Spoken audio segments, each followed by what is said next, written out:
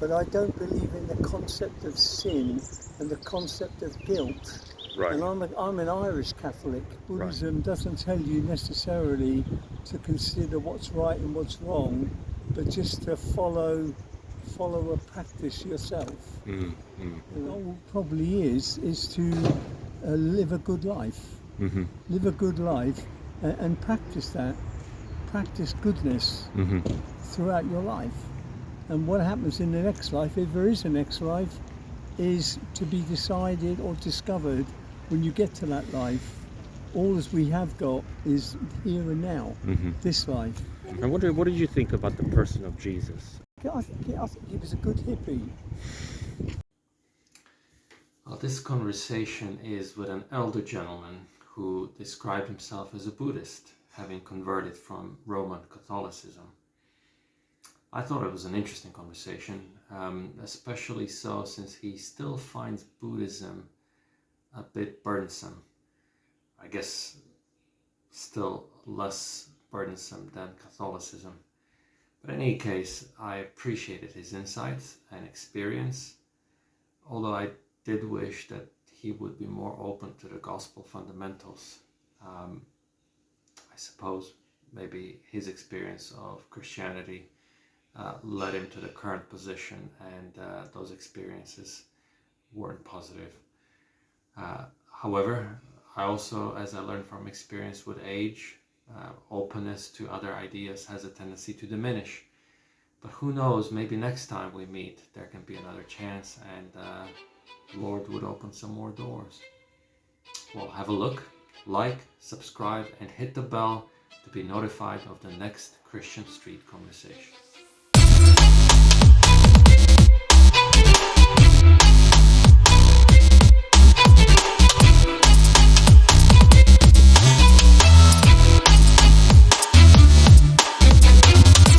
Charlton area would in general be asocial where religion's concerned. Okay. I don't think you'd find many people practicing any religions.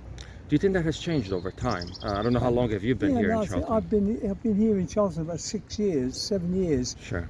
But I've been in other parts of London living, and I can tell you, Charlton are not really religiously orientated type people. Okay. All right, sir. Well, my first question is, do you have any faith or religion or the way you live your life or philosophy? Yeah. I belong to long time ago. It used to be called Protestant Church. Protestant Church, okay. Yeah. But now it's called, I think it's called Church of England. Church of England, okay. Okay. They just don't have any interest in religions. That's interesting. So I've been doing these kind of interviews for, I would say, maybe about 3 months now, and I'm not sure, it's maybe too early for me to sort of say whether you're saying is kind of from my experiences. There are some people who I think would probably be what you're describing, kind of very disinterested. Yeah. And there are going to be some people who are interested, but maybe because they're bringing that from their where they came from, because they kind of moved in. Yeah. I mean, I've got a religion, but I would never talk about it here. Okay. At all. I'm a Buddhist. Okay. And I never would talk about that around. All the time I've been here, Sure. there is nobody who's even remotely interested in religions. Sure. So even I'm a practitioner, and I've been a theist practitioner for 10 years. Yeah. But there's no way into any religion. In my humble experience here, there's nobody interested in religions. And I think faith of whatever you want to believe is a good thing. I think so as well. You know? I think even people who would say they don't have a religion, they would probably say, well, I have at least, they would believe in some set of principles. Money, exactly. I think a driving force for an awful lot of people, Londoners, and particularly, this is a good demonstration here in Charlton, is the driving force would be money. Because money opens the doors to all kinds of comforts and happiness. That's true. I don't think people here would consider you could get some joy from a spiritual Pursuit. you know. And maybe you can tell me a little bit about how you came to your position of Buddhism. You say you've practiced it for about 10 years. Yeah, I'm a born and bred Catholic, Uh-huh. but I abandoned the Catholic faith in my early 20s. I examined it intellectually, very carefully, and then I abandoned it because it was too full of all kinds of connotations, like, you know, colonizations and countries like Spain ripping off the Americas, and you know, it was so full of corruption, you could say, that for me I abandoned it completely. But I did turn around that idea about 14, 15 years ago when I was at university. I was with a fellow student who was a Buddhist practitioner, and he told me all about it. And it just appeared to me like it was a good idea to believe in something as opposed to believe in nothing. Yeah. You know? Yeah. So I took it on board and I examined it carefully. And the thing about Buddhism is not telling you to look for the answer up there. Tend to look for the answer in here. And that seemed more relevant an idea where religions are concerned, to be focused more on the way you look at things from internally, from yourself, you know. And that's what you stuck with ever since that point. I've been practicing now for the best part of the 10 or 11 years, yeah. I mean, it's a tiresome ritual, if you like, because I've got to go to it in the morning and go to it in the evening, and the way life is shaped here, people want to put the news on and look at TV, or, you know, it's just so far creating the time to focus on it for a block of period of time, say half an hour in the morning and half an hour in the evening. That doesn't seem like much, but it's a lot of time in life, isn't it? Indeed, yeah. Now, interesting that you said, so I also was born in a Catholic country, so Croatia is largely a Catholic country. That's my sort of upbringing. And I would also say I sort of went away from that position, maybe some of the similar reasons, but I'd say the other, a more sort of reason for me is not so much religion or the denomination for me, but actually I try to see the reason for my belief, and I started to read the Bible, try to ask all the questions of it. You know, is it trustworthy? What does it really say? The things that reasons, the things that you know, Catholics, you know, praying to Mary or the institution of Pope and that kind of stuff. I just could not find that and in the the idea text. of guilt and sin. Okay, well, that's an interesting one. The guilt and sin are two very, very powerful emotions which the human condition doesn't really need in this life. Okay. I mean, we all need rules, and we need rules to get along with each other. That I do completely believe in, but I don't believe in the concept of sin and the concept of guilt. Right. And I'm an Irish Catholic. Right. So, you know, this was pounded home very heavily when I was a child. So I was very resentful of that.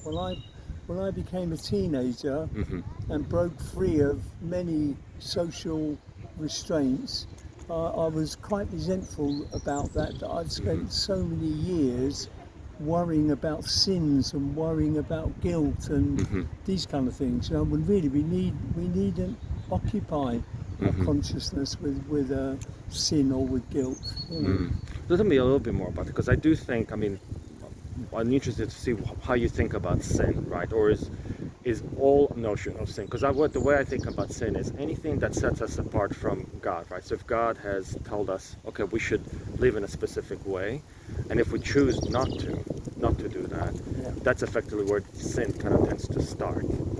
Whether that's God says do not murder, and we choose to murder either physically or in our hearts. You could condense the Bible to a little book like this, and you could put some rules of life, of which the rules of life, morals, as we like to call morals, which you follow, which is things like you don't kill anybody, and you don't tell lies. Yeah.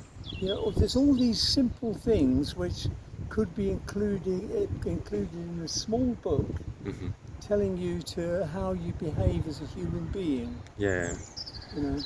But don't you think that we need to have some foundation for why that is the truth, right? Because I'll give you an example, right? In the Nazi Germany, right? They all agreed as a society, majority, right? To say, well, Jews, we're gonna kill them.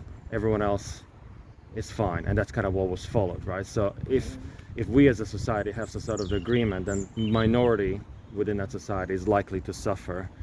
But which principle are they going to call upon for their justice? And this is why when the Bible says it, it says, well, because God is actually the arbiter of what is right and wrong. Yeah.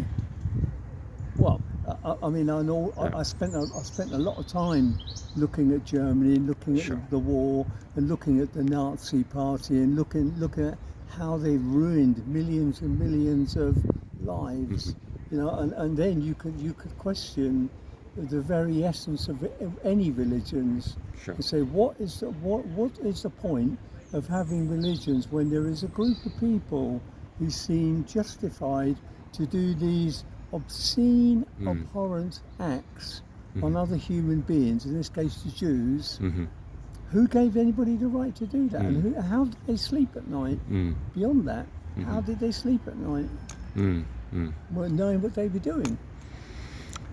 They found some justification in themselves, I guess, right? That must be the answer, right? Because they found, I must assume that they threw away any notion that God is holding them accountable. Yeah. And they said, well, we are arbiters of our moral standards, Yeah. and we're going to proceed along that route, right? I mean, and that's kind of where, and I think it's true in that doesn't necessarily contain them to being atheist, or I think it happens within religions as well. Priests would say, look, I'm just going to decide suddenly what is right and what is wrong, going ahead with sort of abuse of children and other things. Yeah. That's to me where we say, going back to the idea of a sin, to me it's any time we decide what we think is right and wrong, we're almost down to the path of where sin is inevitable, because we're not But you know, you can be taught right and wrong in itself. In itself, you can be taught right and wrong. You don't have to stick a label of you sinned. Okay. You know, it can just be a question of working out what is right and what is wrong amongst humanity, amongst people. I mean, I've reached late ages in life now. I'm in my 70s, and I've spent many years looking at the history of different countries and different philosophies, for many years. And even as I get to 70, I can't work out. I can't see how you can justify what humanity does in the name of religion. I mean, what the Spanish did, for example, in terms of the Americas, when they raided and colonized all the Americas, what the English did, when English overran places like India and many other countries, at the end of the day, we stole all their wealth. Now these are what you call big sins, you know, the doing of that. And so I don't have any. That's why I go to Buddhism, because Buddhism doesn't tell you necessarily to consider what's right and what's wrong, but just to follow a practice yourself. You know? And is that, I guess this is where my sort of knowledge of Buddhism sort of is very limited, but what is the ultimate goal? You know, we talk about within Christianity salvation. We talk about being in heaven with God, in God's presence. That is where we want to ultimately get to be with our Creator. What is the goal within Buddhism? I don't think there is a hard and fast Buddhist principle about what are your goals. I think your goal probably is to live a good life. Live a good life and practice that. Practice goodness throughout your life. And what happens in the next life, if there is a next life, is to be decided or discovered when you get to that life. All as we have got is here and now, this life. You know? So you would not believe that, I think in the Bible there's a verse, Hebrew says, for there's only one life, and there's a one death ultimately, and then there's judgment that follows after that. You would not believe that we are headed to judgment. I used to believe all that stuff. I don't believe. I don't really believe in anything now, except just to be a good person, live life, don't hurt anybody, don't do anything that's going to bother anybody else, and just live by those principles of living a good life. I'm wondering, what did you think about the person of Jesus? Now, would you agree with me that if you put all the sort of religious sort of stuff aside, then even atheists would sort of, or any other religion, they venerate Jesus. They think of him as at the very least, as a good teacher. Would you see him similarly? Yeah, I think whoever he was, and when you go to backtrack to many centuries ago, and we have very little evidence about anything except for what we want to believe ourselves now. But I think he was a good hippie. And I think he was able to share his philosophy and politics with all those that surrounded him, and it got out of control. I mean, the religions of today actually were the first ones to be threatened by him. But he stepped over the line, whatever the line is. He stepped over the line and got a huge gathering of people with him, behind him, and he stepped over the line of control, because control is a very important factor, isn't it? In controlling people, then it's used all the time to make people do what you want them to do. And so and religions use control all the time. I mean, even Buddhism uses a lot of control, has a lot of order, has a lot of disciplines, and even that is over the top for me. But I do it anyway, because I'd rather believe in something than believe in nothing. So when Jesus said, that he came to this world with a specific mission or a purpose, right? And it wasn't necessarily control. He actually said he came to die for the sins of the world. Would you agree that? Because when he died on the cross, he said it is finished. Means that his actually purpose of life was fulfilled on that cross. So it wasn't an accident. It wasn't. I don't know. I'd have to be living in those times to be able to do a clear assessment and understanding of who he was and what he was doing. It's too long ago. We can only base what we think on the here and now. Sure. I mean, I think. I don't know whatever. I mean, do you ever read The God Delusion? I did, yeah, by Richard Dawkins, yeah. I mean, I read that some years ago, and it kind of put into perspective most religions. That it was baseless what they were. They were most of the time what they were believing in. It was baseless, but it's not a bad principle to believe in something. Yeah. And just believe in good and bad. Yeah, but this is the thing. We again come back to the who is the authority of the good and bad, and I think and many philosophers have argued over the years, right? This remains a question of debate, right? But I in my search for truth, anytime a human being or a group of humans decides what is good and bad, ultimately leads to destruction. But when we allow, for those who believe there is a God, and I think there's plenty of evidence for that, I think we need to then listen to him, because if he designed us, he knows the best way of how we should live. To me, that is a principle that helped me ever since I became sort of what I would call a Christian, not necessarily a Catholic, but about 11, 12 years ago, I started reading the Bible with that lens. Who is God? Why should I believe that he exists, first of all, and what does he want from me? Those are the questions that I came with to the Bible, and I found those answers, and it changed my life since then. That's cool. Thank you, sir, very much for your time. You're welcome. And for this good conversation. You see, there is still a bit of, I guess, in Charlton, at least two people that can come together, at least exchange some views and opinions. I really appreciate your time. Sure. Yeah.